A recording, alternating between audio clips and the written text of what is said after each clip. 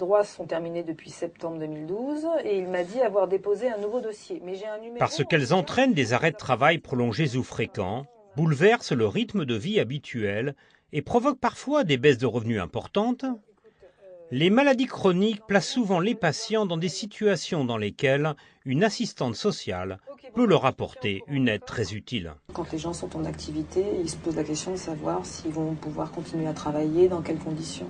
Qu'est-ce que je vais faire, à quoi j'ai le droit, si ça ne va pas, qu'est-ce que je vais devenir, quels sont mes droits. Donc dans le cas par exemple de gens qui travaillent, qui sont en arrêt maladie, c'est faire en sorte qu'ils puissent continuer à percevoir leurs indemnités journalières. Leur complément aussi d'indemnité journalière qui souvent est oublié par les employeurs, donc ça c'est être vigilant effectivement à ça. C'est parfois les aider à trouver une mutuelle. Alors je ne fais pas le choix de la mutuelle, mais regarder avec eux les différentes mutuelles qu'ils ont choisies et puis regarder avec eux ce qui semble le plus intéressant pour eux en fonction de leur budget, etc.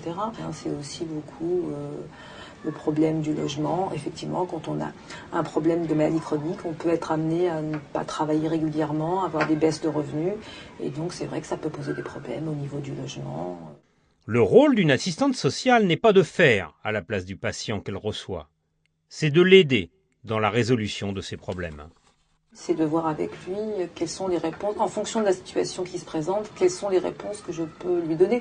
Ou en tout cas, je n'ai pas forcément des réponses. Comme je pars du principe qu'il faut que la personne soit toujours actrice, voir aussi ce qu'elle a proposé. Je pense qu'il faut accompagner, permettre à la personne de prendre ses décisions pour justement pouvoir arriver jusqu'au bout et donc de les accompagner dans ses décisions. Les conseils d'une assistante sociale ne sont pas réservés aux personnes en situation d'urgence. Tout patient atteint d'une maladie chronique et s'interrogeant sur son avenir peut en consulter une. Il y a des gens qui ont des responsabilités, qui ont des situations tout à fait correctes et qui viennent me voir parce qu'ils ont des questions à poser sur leurs droits, et je suis là aussi pour ça.